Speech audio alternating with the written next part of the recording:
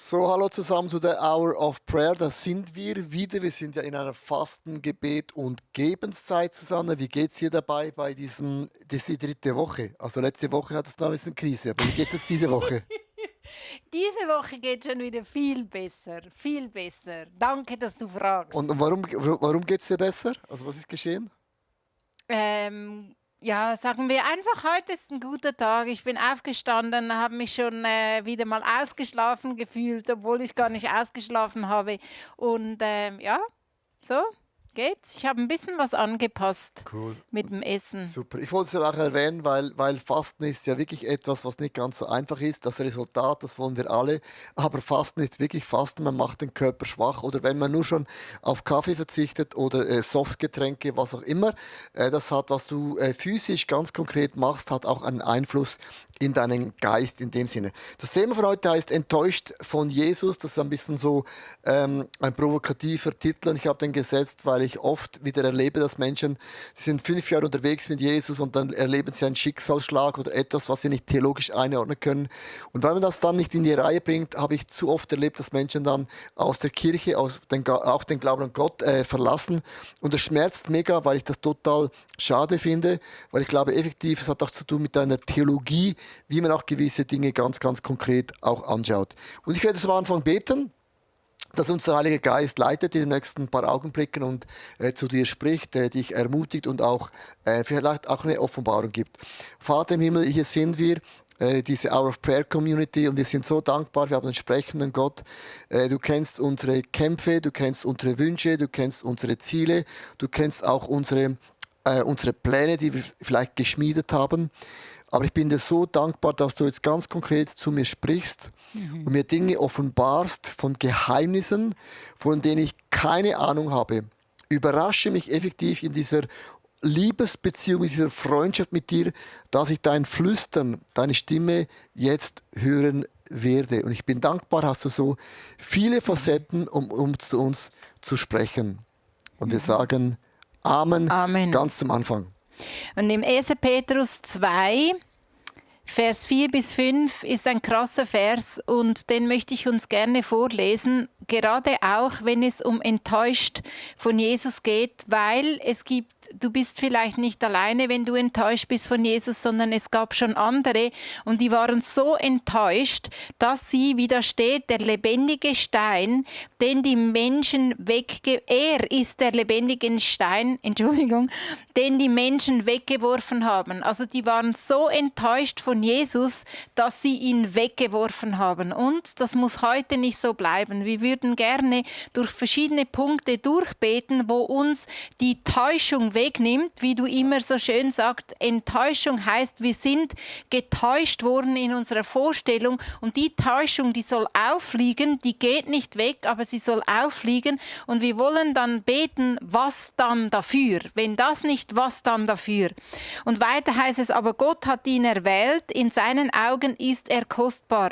Lasst auch ihr euch als lebendige Steine zu einem geistlichen Haus aufbauen. Das ist unser Wunsch und das ist unser Anliegen und das ist das Bild, das wir vor Augen haben, dass wir uns einordnen, trotz Enttäuschung, dass die Täuschung auffliegt und dass wir uns wieder als lebendige Steine einpflanzen lassen in eine Kirchgemeinde. Und es ist ja nicht so, dass Jesus sich plötzlich ändern würde und sagt, oh krass, du hast dich weiterentwickelt. Nein, er ist der gleiche gestern, heute bis in alle Ewigkeit.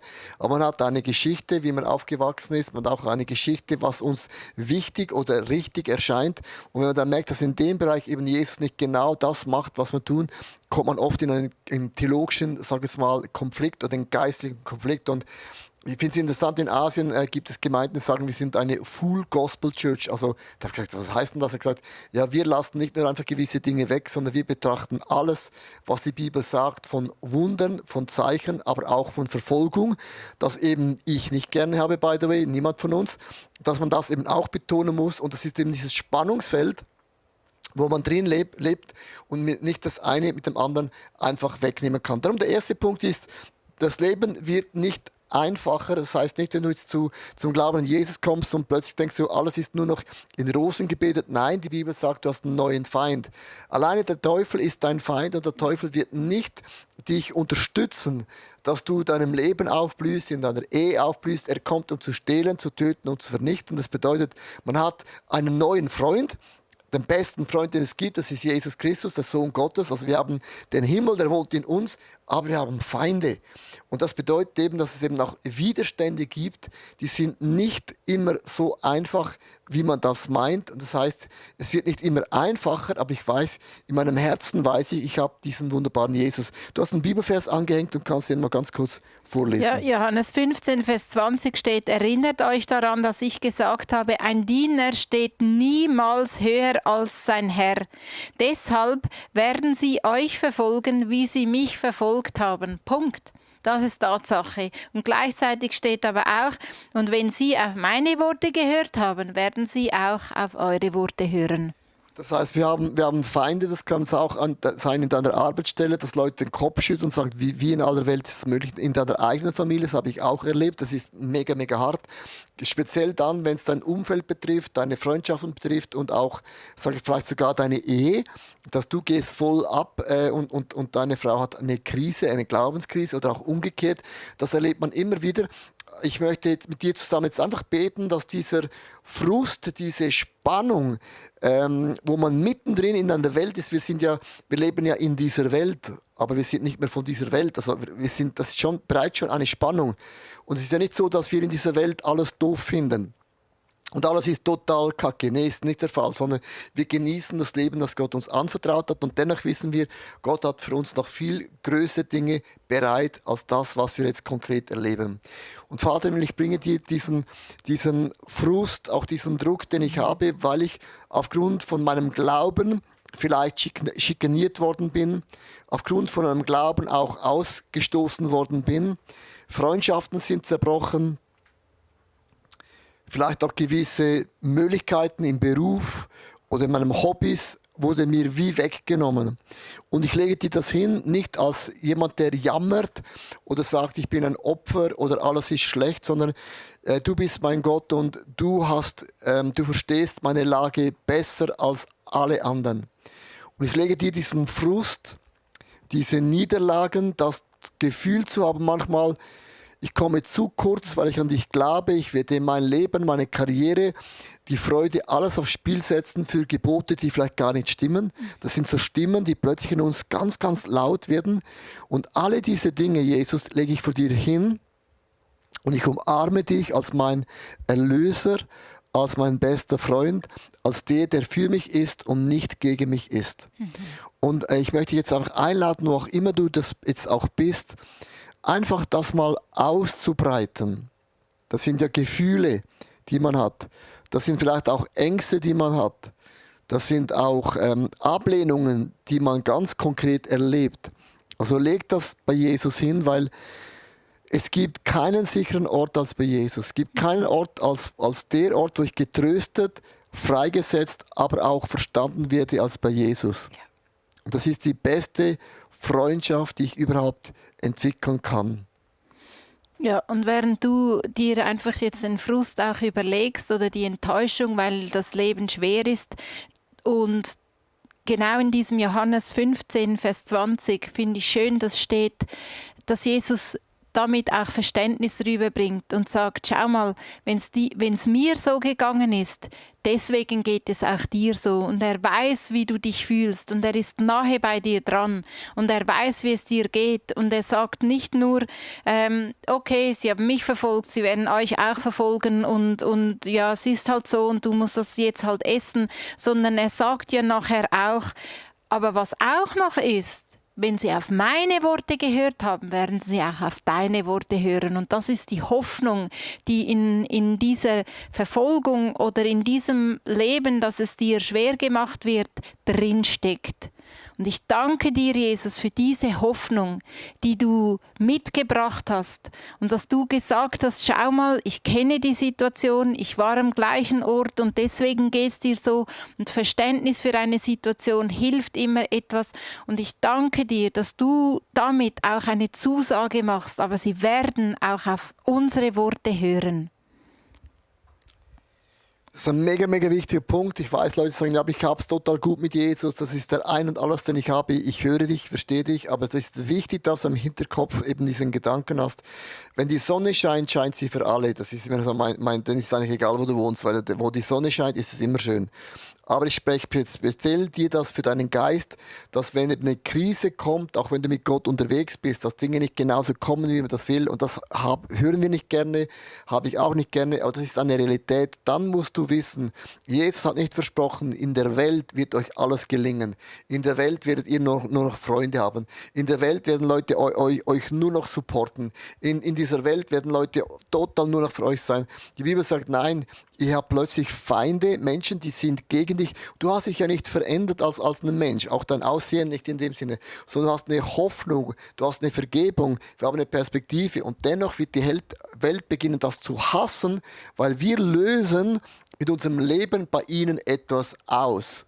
Auch wenn du ein Licht bist, du sagst, ja, ich bin ja gar kein perfekter Christ, doch ein kleines Lichtlein genügt heutzutage in einer Dunkelheit, dass man das eben sieht und wir leuchten, wir fallen auf und das löst bei den Leuten immer etwas aus, vielleicht in ihrer Moral, in ihrem Lebensstil oder auch vielleicht, dass sie wissen, dieser Gott im Himmel kann ich ja gar nicht entkommen und darum möchte ich euch sagen, wenn du Jesus ins Leben nimmst, ist nicht einfach alles einfach, es gibt das Wort aber du wirst Jesus nahe sein. Und das ist das Krasse.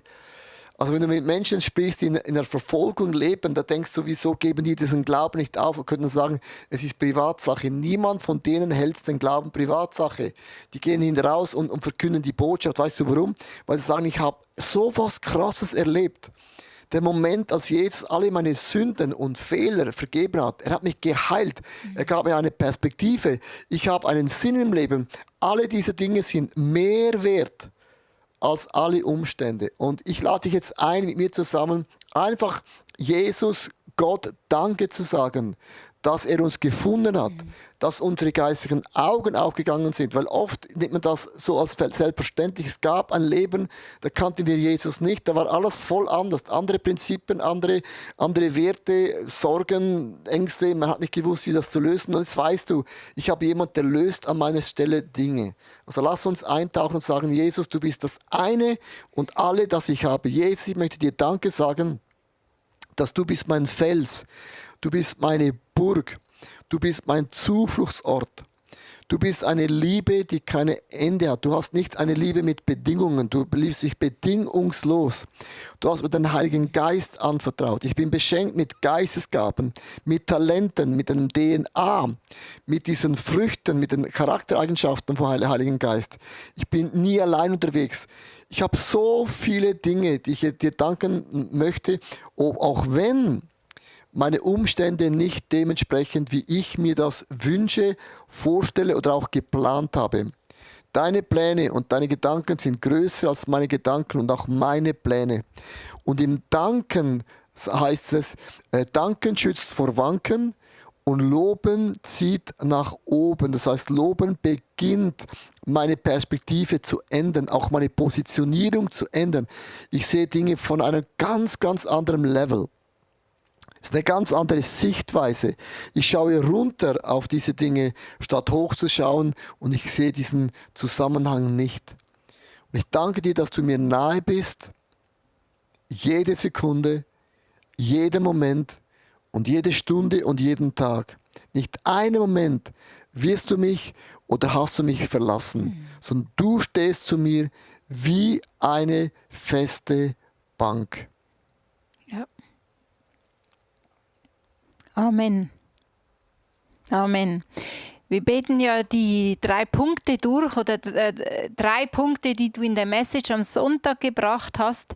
Und das eine ist immer das, was so die Herausforderung ist in unserem Leben mit Jesus. Das war eben, das Leben wird nicht einfacher. Und dazu gibt es immer ein Aber. Und das Aber bei dass das Leben nicht einfacher ist, du bist nah dran bei Jesus. Und die zweite Herausforderung ist, du wirst Kritik ernten. Und es tut einfach mal gut zu hören, das gibt es und das ist keine, Sensation, kein Ausnahmefall, das ist, wie es ist. Und es heißt sogar hier im 1. Petrus 4, Vers 14, ihr könnt euch glücklich schätzen, wenn man euch angreift und verhöhnt. Nur weil ihr euch zu Christus bekennt, weil daran zeigt sich nämlich, dass der Geist Gottes, der Geist seiner Herrlichkeit auf euch ruht. Das heißt, wir sind ein Salz und ein Licht in dieser Welt. Und das ist oft so, oh krass, muss ich auch noch das sein. Aber das ist etwas, was auch uns heraus beginnt zu scheinen. Du kannst den Glauben gar nicht verstecken, weil irgendwann drückt er durch, weil plötzlich du dich ganz, ganz anders verhaltest, als Menschen eben sich verhalten. Leute fragen dann so, wieso kommst du da nicht mit? Oder wieso bist du bei der Sache nicht dabei? Und du sagst, ich habe andere Werte. Und dann bist du schon mittendrin in einem Gespräch und das kann zum Guten wie auch zum Schlechten sein. Ich spiele ja Golf einmal in der Woche, also das heißt theoretisch einmal in der Woche. Und es ist hochinteressant, ich erlebe immer zwei Dinge. Entweder sind Leute total fasziniert von meinem Glauben und stellen mir 1000 Fragen und andere Leute schauen dich an und das Gespräch ist erledigt. Und von dem Moment an spielst du dein Golf, ohne ein Wort mit ihnen zu sprechen und du merkst, du bist abgeschrieben. Und das ist krass und du hast noch gar nichts falsch gemacht. Du hast sie nicht angeschimpft, du hast sie nicht kritisiert, du warst freundlich, du hast Hallo gesagt. Da kommst du vor wie ein Aussätziger, wie jemand, der nicht dazugehört. Und das ist manchmal schmerzhaft, das möchte ich dir sagen, wenn die Gesellschaft dich ausgrenzt aufgrund von einem Glauben, den du hast. Und das Krasse ist ja in dem Sinne, wenn Menschen ja an das nicht glauben, ist dann meine Frage, wieso haben sie ein Problem mit dem? Können Sie sagen, es ist kein Problem, ich glaube nicht an das. Jeder hat so eine Meinung. Aber das heißt eben, dass es triggert etwas in den Leuten, du löst etwas aus, wo sie irgendwie nicht verarbeiten können. Und das ist manchmal ganz, ganz krass schmerzhaft. Ja, also du wirst Kritik ernten. Und ich möchte in einem Gebet einfach sagen, Jesus, das ist ein Schmerz in meinem Leben. Das kannst du vielleicht auch zu deinem Gebet machen, dass ich kritisiert werde und dass ich Kritik ernte. Und ich bringe dir diesen Schmerz. Und ich danke dir, dass du diesen Schmerz mit mir teilst. Und es fällt mir noch schwer zu sagen, dass ich mich dabei glücklich schätzen kann, aber ich will darauf fokussieren, was du sagst. Weil es heißt in deinem Wort, dass der Geist seiner Herrlichkeit auf mir ruht. Und ich danke dir, Heiliger Geist, überall da, wo ich kritisiert werde, weil ich zu dir stehe, kann ich davon ausgehen, dass das ein Zeichen ist, dass du, Heiliger Geist, mit deiner Herrlichkeit auf mir ruhst. Und ich lasse das sinken.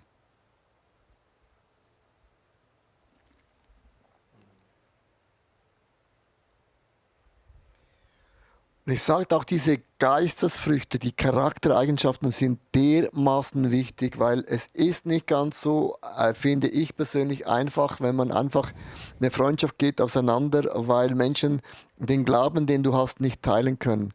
Also das Teilen können ist noch das eine, aber dann bricht man die Freundschaften ab, man sagt, du bringst mir nichts mehr, es ist kein Fun mehr mit dir. Diese Dinge, die wir früher getan haben, kann ich nicht mehr mit dir machen. Also bist du plötzlich, sage ich es mal, wirst weggestellt. Und das möchte ich dir einfach sagen, wenn man das so menschlich erlebt, rein menschlich ist das schmerzhaft. Ich habe ein Wort aber, Gott öffnet neue Türen. Man wird neue Menschen kennenlernen, wo du merkst, das ist ein andere. Sie nicht in dem Sinne, ich möchte es nicht wertend sagen, aber du merkst plötzlich, es ist wie eine andere, es hat andere Zutaten, es hat wie ein anderes Fundament. Und du merkst, das sind Menschen, die dir wohltun, die dich nach vorne bringen, die dich fördern und auch unterstützen. Und das wird man im Leben erleben. Man lädt manchmal wie ein Boot gewisse Dinge aus und Gott belädt wieder neue Boote. Und jedes Mal, wenn Jesus kritisiert worden ist von außen, hat Jesus gewusst, meine Identität hängt nicht davon ab, ob ich ankomme oder nicht ankomme, ob ich geliebt werde oder nicht geliebt werde von Menschen von außen. Ich sage nicht, dass es nicht unwichtig ist, Aber wenn wir unser Leben auf das bauen, wirst du oft auch enttäuscht sein, weil du wirst zu wenig Komplimente und oft auch zu wenig Wertschätzung bekommen, weil die Frage ist dann, wie viel Wertschätzung ist dann genug oder wie viele Komplimente sind dann genug. Und man wird merken, je nachdem, wie du aufgewachsen bist, hast du einen riesengroßen Tank und den Tank kann man gar nicht füllen. Und es hört sich jetzt nicht einfach an als eine bloße, plumpe Floskel, sondern wir müssen lernen, dass unsere Identität, unsere Freude, unsere Begeisterung kommt von Jesus Christus. Er ist eine Quelle, die niemals versiegt. Also Jesus sprudelt ohne Ende in unserem Leben. Und jetzt ist ja Kritik auf der einen Seite, also du wirst Kritik ernten, das ist eine Tatsache, aber die Frage ist, worauf fokussieren wir? Das Gegenstück, wenn du Kritik erntest, ist das Aber. Und das heißt aber, du wirst zum Licht für andere. Und das Schöne ist, wir können uns entscheiden, ob wir uns darauf fokussieren, dass wir kritisiert werden oder ob wir sagen, okay, das kommt halt mit, aber ich bin ein Licht für andere. Und lass uns ein bisschen darauf fokussieren. Im Philipper 2, Vers 15 heißt es, denn euer Leben soll hell und makellos sein. Dann werdet ihr als Gottes vorbildliche Kinder mitten in dieser verdorbenen und dunklen Welt leuchten wie Sterne in der Nacht. Und Sterne in der Nacht, die leuchten, sind eigentlich von allen gern gesehen, trotz allem.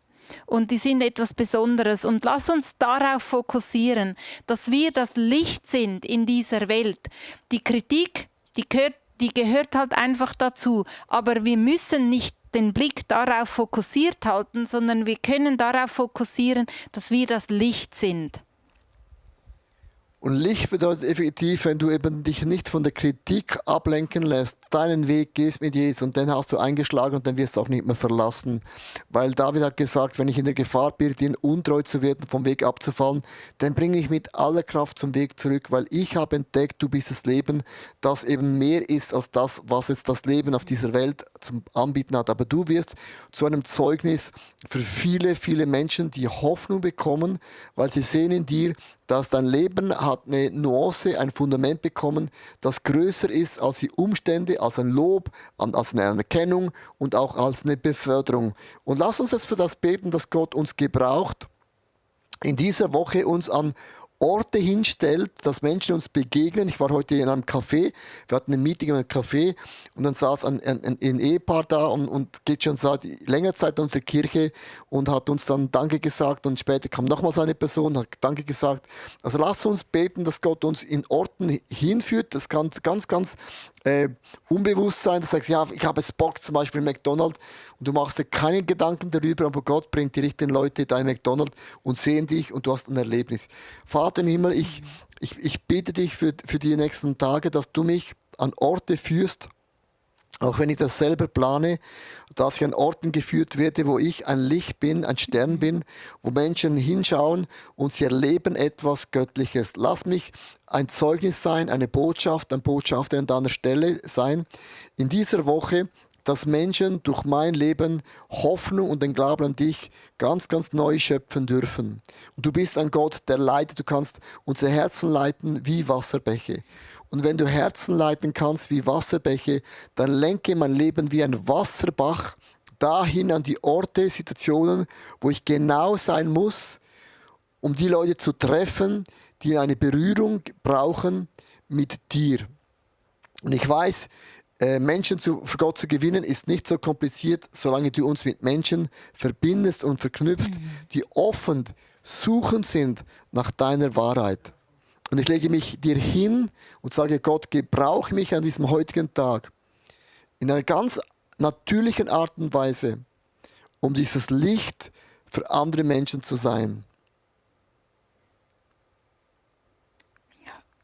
Und es steht auch, denn euer Leben soll hell und makellos sein. Das ist unsere Bestimmung.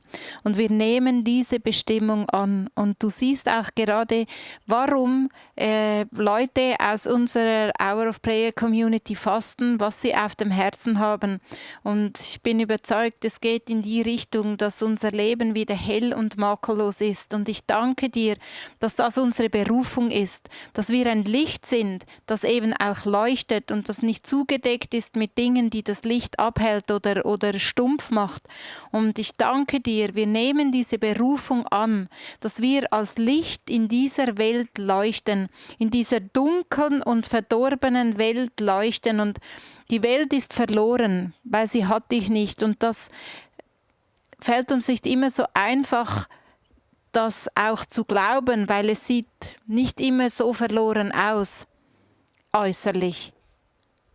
Und ich danke dir, dass wir nicht von dieser Welt sind, ohne uns zu erheben. Aber das heißt auch nicht zu vergleichen. Und wenn Dinge anders laufen für uns, dann hat das damit zu tun, weil wir, Jesus, uns für dich entschieden haben. Und darin sind wir nicht die Einzigen und darin sind wir nicht die Ersten. Aber dafür sind wir Licht. Und es leuchtet. Und das spreche ich uns zu. Weißt du, was ich so interessant finde? Man hat manchmal einen Wunsch, wie ein Verlangen. Wir hatten uns eben heute überlegt, machen wir das Meeting in unseren Räumen. Habe ich gesagt, nee, heute habe ich keinen Bock, ich möchte in einen Café. Und dann macht man sich ja nicht viel Gedanken, oder? Dann gehst du in das Café und dann bringt Gott eben 3 Leute, die du in Berührung kommst. Und das möchte ich mit dem sagen, du musst dir gar nicht so viel im Kopf machen, weil Gott gebraucht unsere Wünsche, unser alles. Das ist ja gar kein Thema. Und ich finde es interessant, dass man dann plötzlich mit Menschen in Kontakt kommt und man denkt, wie ist das einfach möglich? Also ich sage einfach, mach es nicht zu kompliziert, weil Leute versuchen dann da zu sein, ist es der Wille von Gott oder nicht. Sondern ich stehe morgen auf und sage, Gott, ich will heute alles tun, was du willst. Ich will heute an dem Ort sein, wo du mich möchtest. Gebrauche mich in meinen Gefühlen, in meinen Emotionen, in meinen Wünschen, Sehnsüchten. Und dann gehst du durch den Tag hindurch und du wirst merken, dass Gott leitet und führt und Sachen kombiniert, wo du einfach merkst, wow, das ist viel simpler, die Kombination. Am Ende des Tages ist es eine dynamische Freundschaft in dem Sinne. Alles ist vorgegeben, sondern es ist dynamisch und Gott gebraucht alles von uns in dem Sinne, um das Evangelium zu verkündigen. Sogar Susanne, als die Jünger kamen zu Jesus und gesagt, hey, die verkünden das Evangelium nur wegen den Finanzen. Sie machen Geld mit dem Evangelium. Hat Jesus gesagt, lass sie doch, Hauptsache das Evangelium wird verkündet. Stell dir mal das mal vor. Jesus hat gesagt, spielt doch keine Rolle, Hauptsache wird verkündet. Also Jesus gebraucht wirklich alles. Also alles meine ich wirklich alles. Ja, nochmal ganz kurz zurück zu diesem Punkt, bevor wir dann zum nächsten gehen. Was mir gerade noch so aufgefallen ist, was eben Sterne haben. Sterne, die geben Orientierung. Also man orientiert sich ja an den Sternen, wo was ist. Und das spreche ich dir heute zu, dass du eine Orientierung bist hier für Menschen in deinem Umfeld. Auch schön, oder? Mega schön. So, der dritte Gedanke, den ich hatte, du verlass die Opferrolle. Mit der Opferrolle möchte ich sagen, und also ich spreche jetzt da nicht von Menschen, die missbraucht worden sind, geistlich, körperlich oder sexuell. Ich spreche nicht von dem, das ist jetzt mega wichtig, sondern ich spreche von den Dingen, wenn etwas dir das zustößt, weil du an Jesus Christus glaubst. Zum Beispiel, du wohnst in Syrien, Irak, wir haben ja viele Freunde da unten, die wohnen da unten und die erleben wirklich Verfolgung. Die wissen nicht, ob sie am nächsten Tag noch leben. Und du hörst von ihnen nicht einmal, wir haben es hart, es ist unfair. Das Wort hörst du nie. Sondern sagen, Gott hat uns hier hingestellt, das ist sein Wille. Wir haben uns entschieden, das Leben ist in dem Sinne eine Entscheidung, eine Pilgerreise. Für die einen ist sie länger, für die anderen ist sie kürzer, für die einen ist sie steinig, für die anderen geht's runter. Es ist für jede Person anders, aber die haben eine Entscheidung getroffen. Wir sind keine Opfer, sondern Gott hat uns bewusst dahingestellt, wo wir sind. Und ich weiß nicht, wie es dir geht und du sagst, okay, ich würde gerne an einem anderen Ort wohnen oder was auch immer. Aber ich sage dir, du bist die richtige Person am richtigen Ort und heute macht Gott Wunder. Und wir haben 2 Bibeltexte vorgelesen aus Hebräer Kapitel 11. Vielleicht kannst du das zu Hause dann selber nachlesen. Das lohnt sich, das einfach mal zu lesen. Es bitte einmal durch und du siehst 2 Geschichten. Die einen, weil sie geglaubt haben und Gott hat ihnen ein Versprechen gemacht, hat sie das erfüllt und sie haben Wunder an Wunder an Wunder an Wunder an Wunder an Wunder erlebt. Und das ist das, ja, wenn du nur glaubst, geschieht das. Und andere haben geglaubt und geglaubt. Sie waren treu, Gott gab ihnen Zusagen und sie haben das Gegenteil erlebt. Sie wurden kritisiert, sie wurden umgebracht, sie wurden gemobbt, man hat sie ins Gefängnis geworfen, man hat sie enteignet, man hat sie sogar umgebracht. Sie haben alle diese Dinge erlebt. Aber es endet dann am Ende, dass sie haben den Glauben an Gott nicht über Bord geworfen. Und darum habe ich das Thema ausgewählt, ich bin enttäuscht von Jesus. Bedeutet nicht, dass Jesus sich geändert hatte, sondern meine Vorstellung wurde getäuscht, dass Gott ist größer und anders, als ich mir das jemals vorstellen kann. Und ich möchte für das ganz konkret beten. Ich bete jetzt für die Menschen, die gesegnet sind, dass Gott dich weiterhin segnet. Und ich bete für die Menschen, die sagen, ich gehe durch eine brutal harte Prüfung hindurch. Also es ist wirklich knüppelhart. Und wenn man das eben hat in der Gemeinde, die einen sagen Halleluja, praise the Lord, und die laufen die Tränen runter, denkst du, die gleiche Person, den gleichen Jesus, den gleichen Glauben, aber zwei komplett verschiedene Stories. Und das ist wirklich nicht immer einfach, weil man den Leuten sagt, ja, du musst nur mehr glauben, dann tut man den Leuten manchmal extrem Unrecht, du bist nicht eine Hilfe, sondern du machst eigentlich es ihnen noch komplizierter. Nicht alles, was wir erleben, hat zu tun mit Sünde und mit Unglauben. Es gibt auch gewisse Wege, wo wir in einer Situation drin sind, wo wir für das Evangelium effektiv die Flagge hochhalten. Ja, Wollen wir genau. Ja, ich habe gedacht, du hast jetzt schon gebetet. Ich hätte Nein, jetzt noch eine Frage gehabt. Das war noch kein Gebet, das war nur ein paar Gedanken. also wenn es dir gut geht, dann lade ich dich jetzt ein, sag Jesus Danke. Sag ihm Danke für seine Gunst, für seine Treue, für die Versorgung, für den Wohlstand, den du hast, für die Versorgung, für die Frau, die Kinder, dein Haus, dein Auto, dein Motorrad, dein Fahrrad, dein E-Scooter. Und wenn du das alles nicht hast, dann sag ihm Danke für 2 gesunde Beine, für einen gesunden Körper, dass du gehen kannst, dass du wandern kannst, dass du Sport machen kannst, dass du so voll on fire bist in diesem Jesus. Sag ihm Danke, gib ihm diese Ehre, gib ihm die Ehre, wenn du in einem Flow bist und sagst, wow, ich gehe von Herrlichkeit zu Herrlichkeit. Ich kann diese Wunder von Gott nicht mehr einordnen. Ich bin mit dir, ich freue mich mit dir. Das ist die Güte Gottes, das ist die Gnade Gottes, das ist die Versorgung Gottes. Dank ihm für alles, was du hast, was du konkret erlebst. Und jetzt, Susanne, bete für die Menschen, die es wirklich schwer haben, aufgrund vom Glauben, wo nichts falsch gemacht haben. Nichts falsch gemacht haben. Ja, ich danke dir, himmlischer Vater, für Hebräer 11, wo drin steht, dass auch, obwohl sie Gott vertrauten, wurden sie gequält und zu Tode gefoltert. Sie verzichteten lieber auf ihre Freiheit, als ihren Glauben zu verraten. Ich bitte dich für die Menschen, die jetzt zuhören und die es schwer haben, aus was für Gründen auch immer. Und dass sie deine Nähe so stark spüren und eine Sicht bekommen, die über ihre Schmerzen hinausgeht. Ich bitte dich für eine Sicht, die über ihre momentanen Umstände hinausgeht. Dass sie sich eins machen können mit diesen Leuten, die in Hebräer 11 aufgeführt werden. Sie verzichteten auf dies und das, als ihren Glauben zu verraten.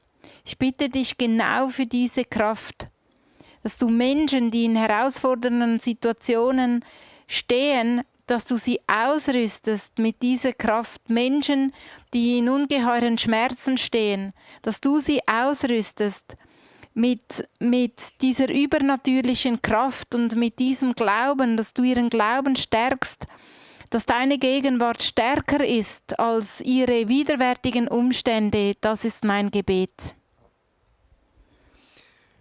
Als ICF Zürich unterstützen wir auch AVC, das sind verfolgte Christen. Darum ist es für mich eben auch ein Thema, weil es sind Millionen von Menschen. Es hat noch nie in der Weltgeschichte so viele verfolgten Christen auf der ganzen Welt gegeben. Das ist wirklich, wirklich krass. Wir waren da unterwegs in Asien. Ich habe von Gemeinden gehört, wo die Regierung hat ihnen das Land, das ganze Gebäude weggenommen, hat gesagt, wir wollen euch nicht mehr.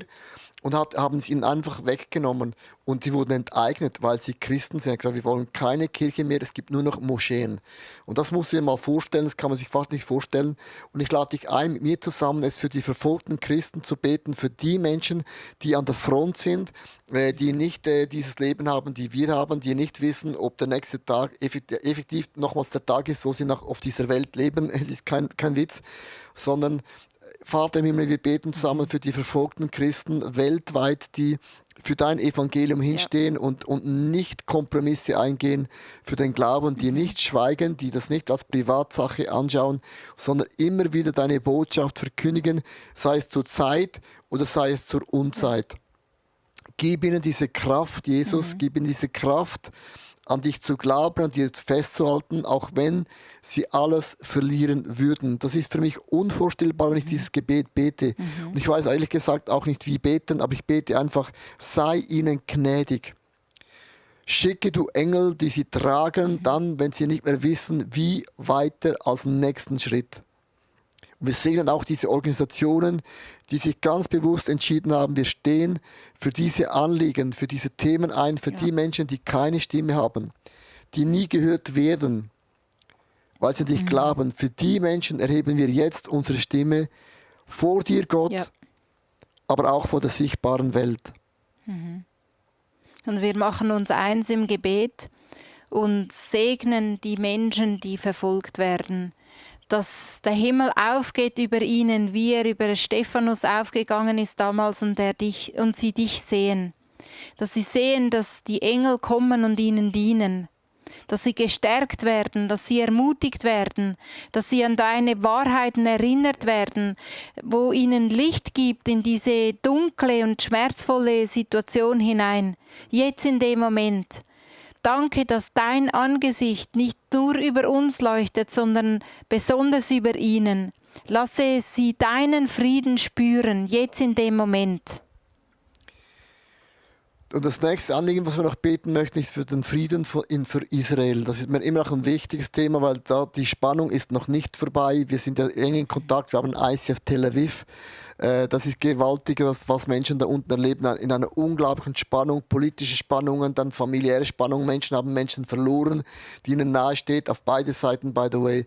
Es ist wirklich ein krasser Konflikt, den wir haben. Und die Bibel sagt, betet für Jerusalem, dass sie in Frieden leben können. Und wir beten jetzt zusammen als eine Community, für das Volk Gottes. Vater im Himmel, wir stehen ein für deine Brüder und für deine Schwester. Wir heben sie dir hin und wir beten für Frieden in Jerusalem, für Frieden in diesem ganzen Nahen Osten, was menschlich unmöglich erscheint, dann wenn ich auch die Offenbarung lese, was dann alles kommen wird. Und dennoch und trotzdem will ich nicht aufhören, um Frieden zu beten, wie Martin Luther sagte, wenn ich wüsste, morgen ginge die Welt unter, ich würde noch heute einen Baum pflanzen. Und wir beten zusammen einfach für Frieden, für Schutz und Bewahrung. Beschütze du diesen Augapfel, dein Volk von allem Bösen, von allem abgrundtief Dämonischen, wo einfach das Volk vernichten will, über alle diese Jahrhunderte. Wir widerstehen diesem Geist, das Auslöschen, das Ausradieren im Namen von Jesus Christus. Wir segnen auch die Menschen, die in Palästina wohnen, in diesem ganzen Gaza-Ecke. Segne sie. Jesus, schick du Engel, die ihnen Erscheinungen geben, wo sie plötzlich eine Erscheinung haben und sehen, du bist Jeschua, du bist der Messias, der, auf den wir gewartet haben. Wir beten einfach zusammen, dass du deinem Volk begegnest, deinem halsstarrigen, stolzen, sturen Volk begegnest und dass sie dich, Jesus, erkennen können als der lebendige, wahrhaftige Messias, auf den sie immer gewartet haben. Und wir sagen auch, dass der Feind, du hast keine Anrecht, das Volk Gottes so in die Ecke zu drängen, sondern wir sagen, das Volk Gottes gehört Gott im Himmel höchstpersönlich. Ja. Und wir beten auch für die, die es böse meinen. Wir segnen auch die Feinde. Die Menschen, die nur eins im Kopf haben, ist Blut und Tod und Vernichten.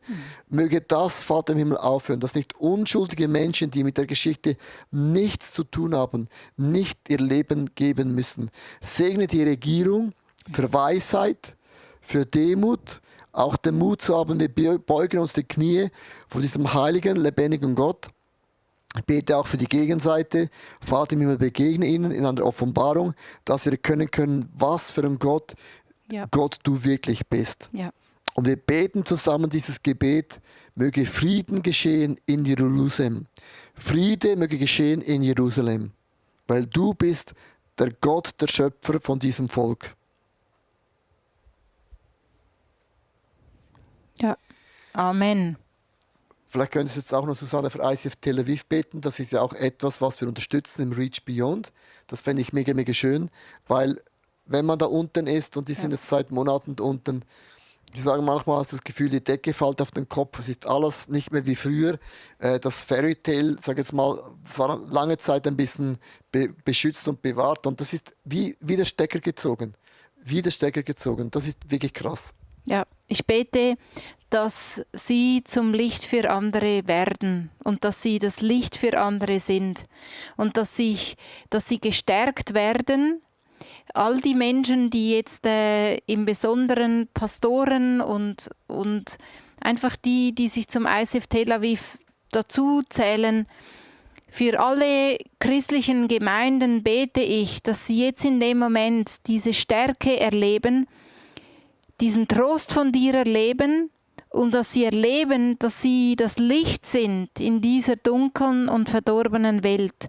Und dass sie ermutigt werden voneinander durch das Licht, weil sie sich gegenseitig sehen und auch finden.